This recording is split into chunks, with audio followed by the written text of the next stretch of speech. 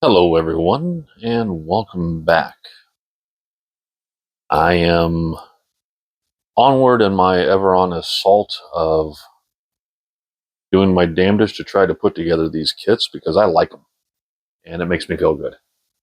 And so, at my wife's behest, as the Romulan battle cruiser is nearing its final stages, she asked for the next one that I had in a pile. She said she wanted to see this one put together. The Discovery from Star Trek Discovery. It is a 2500 scale snap together model from Polar Lights, which means round two, of course. And it's got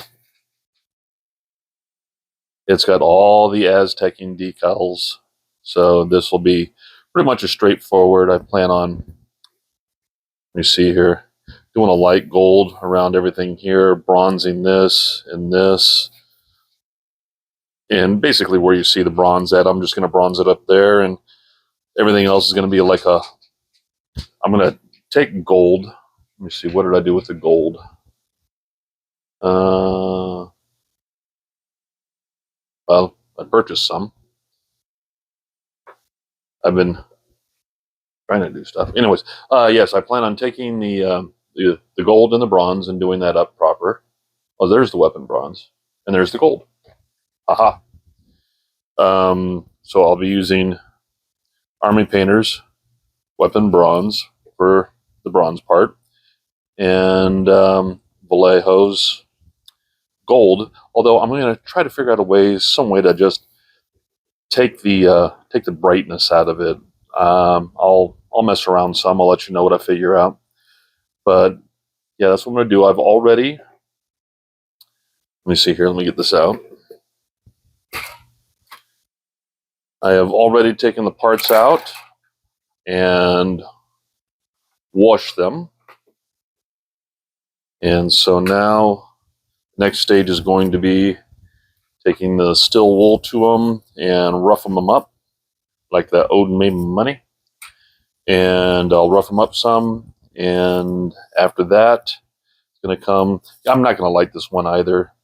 And so this one will just be a straight assembly. I'll assemble the subsections and start doing the priming and the coating from there, and also use my clear acrylics for what needs to be done here for the blues and the reds. But it'll be fun. It'll be, once again, another quick one that takes way too long, and we're going to have fun. So, fun. All right, we are back. I have taken the parts out and went ahead, primered them. And I've been doing a little bit of just test fitting, looking to see what's going on, what I like, what I don't like. And so far, I got to tell you, as much as I really don't like the series, this ship is this model is well done. This is a well put together model. I'm looking to see where I will need to, do any kind of, filling and sanding, and really I just had to sand a little bit and to where I got the sprues to release. That's just about it. I mean, everything else is test fitting together nicely. The only place where it looks like I was thinking, okay, crap, how am I going to do this? I'm going to have to, this rest right on top of here, and that juncture is just so obvious that even if I was wanting to, half-ass this model, that's ugly. And I thought I was going to have to do it, but then I started looking at the decals, the decals. Let me pull those out. I started looking at the decals, and it looks like the decals are going to cover it up. Because flowing down right there, once that's put together, is going to be this decal right there, which will go from here all the way down to here. This decal right here, number 26. That covers that one right there. And then after that, well, that'll cover up the top of that seam. Then on the sides, This one will cover this portion. And where was the other one at?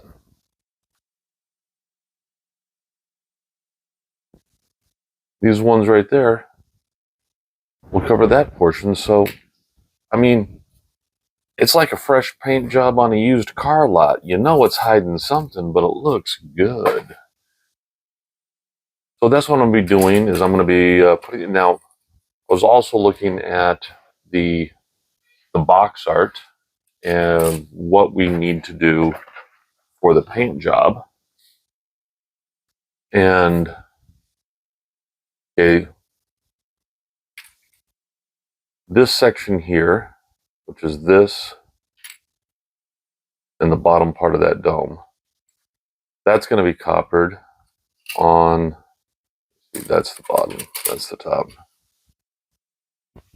On this here, I'm going to do the initial coat of the light gold, and then I'm going to mask off so I can do the bronze here and there. So I'm just going to have to go along these lips and do them and mask it off.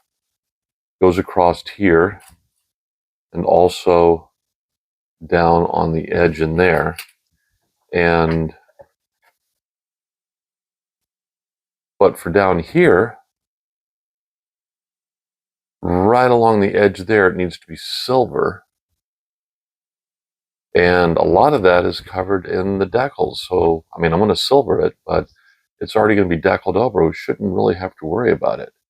Now, as for that light gold that I was talking about in my previous whole thing, I think I figured it out. I went with, what did I do with them? They were right here. Yes, the silver and, hold on, back, the silver and the gold. I realized that was the way to go ahead and soften that down. So this really hard gold will be more like this softer gold here to lighten that up a little bit. I was thinking some white, but then I was reading and they said silver. And let me tell you, a little bit of silver goes a long way. I initially started off with 10 drops of gold and 3 drops of silver just to see how it mixed. And that went straight silver. I mean, you could barely even tell there was any gold in it whatsoever. And eventually, I had to just keep adding the gold until I got to the point that I like, which on a little test strip here is this one right here. That one pretty much matches the gold right there. So, and that was done at a ratio of 50 drops of the Vallejo 71.066 gold to 3 drops of the Vallejo 71.063 metallic silver. And yeah, little bit of silver goes a long way. So that's what I'm going to be doing, is I'm going to, put together some of the sub-assemblies as much as I can, and then hit them, after I put them together, go over them again with the still wool in order to just rough it up a little bit, make sure it's got good contact, wash them all off again, get those little metal flakes out. Then assemble some of the subsections like this, and give the paint, the base paint of this to most of it. Like I said here, this is just going to be the straight bronze, which is here. And like on these as well, if you look at the bottoms, where's the bottoms? The bottoms of the nacelles, that's just straight gold. There's no copper. I mean, there's no bronze in there. There's bronze at the ends on these clear pieces that go there, but there's nothing on the bottom of these nacelles. But on the top of the nacelles, bronze there, and bronze there. So after I hit these with the base coat of this, I will go back through, tape them off, and bronze up that and that, and this in order to match that. Now, one other thing, I'm starting to do a little bit of work on the clear parts. Now, I know I'm preaching to the choir here. Most of you know this, but for those that don't, I have found that when you're not lighting the model, and you want these, the things that you're painting like a clear blue or a clear red or anything like that, if you really want them to pop, what I found works best is you first do a back coat of silver or chrome, anything that's really going to reflect the light. So like here, these are the impulse engines. I'm going to paint the clear red on the front, but on the back, I put down the silver. So that way, with the Tamiya X27 clear red, when the light goes through the red, it'll bounce back off that silver and come back out. And that just gives that little bit extra more, that little bit more of a, I want to say iridescence. I'm not sure if that is the correct term. And these other ones where I can't really do that because it's just like a long sliver that's going to be sticking out, I surface coat the silver, and then I'm going to surface coat, I guess this one's going to be blue. I'm going to surface coat the Maya X23 clear blue on top of that. And it's basically going to do the same thing. Matter of fact, hold on a second. I have a previous model I can show you that shows that. I'm just going to pause. Okay, now I'm back. I brought an old one that I did, which is a NX-01 refit. But if you look at the nacelles here, I put the surface red on the front side, but behind that is the silver. And I did that, everywhere that I did this, and that even after I coated this over with a matte spray on top, that really just gets those, gets the light to go in and pop back out. And that's the reason I like doing the silver undercoating on top of the, and then go on top of that with the other color. So that's my tip du jour. And so I'm going to continue on doing this, assemble some sub-assemblies as much as I can, and then I guess I'm going to start doing a base coat here soon. We'll see what I record next. It's going to be a surprise for both of us. Isn't that just fun? All right, we're done with the primary coat. After the primer, then we put on this base coat, primary coat, base coat, whatever. And I got to say, I think I got the coloring just right. It's a little difficult to tell unless the light hits it right, but got that gold look, just like that undercoat there. And that was what I was looking for. And I might also say that I think the bronze that I chose is not bronzy enough. But you know what? What we have is what we're working with, what we're going to knock it out with. But got those all painted. And they're drying up now. And also at the same time, made sure to get all of other pieces over there drying. But right now it is got all these all painted up, looking nice.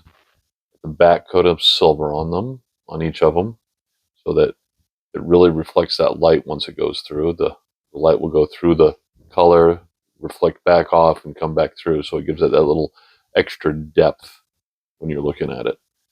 And so this is good. This is going to be a nice fast one. I'm going to go ahead and let this dry and start doing some assembly, I think. I'm sure there'll be something else to pop up. Let's find out. I wanted to go over this really quick. I've got the got the booth on and the fan's blowing, so the noise canceling might be deadening my voice a little bit. But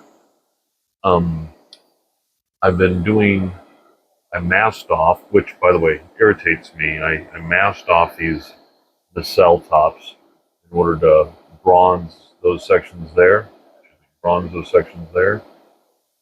and then to look and find out that there's actually decals that go there. I'm not supposed to bronze that. I'm supposed to put decals on. But I did the first one and I liked it so much, and then I found out about the decals that I went ahead and did the second one because I think I'm going to go with the bronzing I did instead of the decal they wanted me to use. Now this one I just did, and this is something that I wanted to go ahead and unmask here and show something. This one, if it's like the other one, I'm going to lose a little bit of the gold paint that I put down. So I will have to fix it. And I wanted to show you how useful it is to keep some of your old paint for touch-ups. Try this again. Hopefully that first part recorded. So looks like we didn't lose any paint there. Check underneath this one. If we lost any paint here.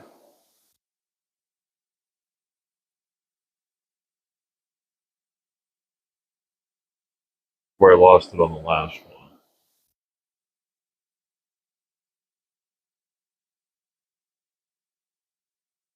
Let go.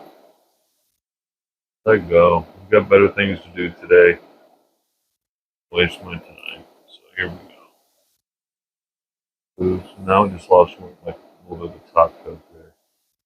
Let's take a look here. Yeah, see right here.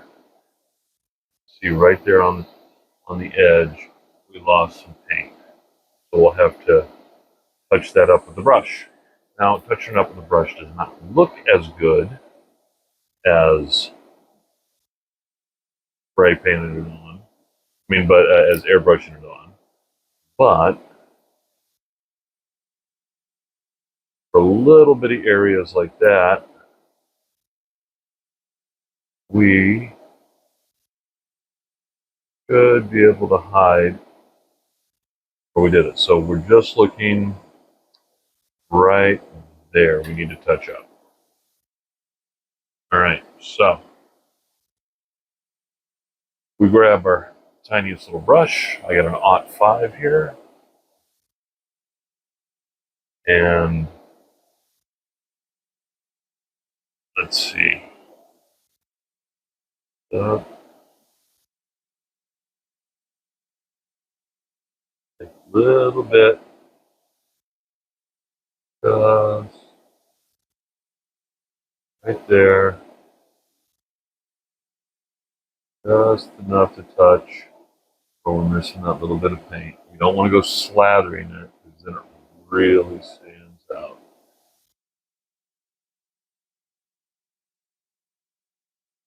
And that's all we need for the touch-up.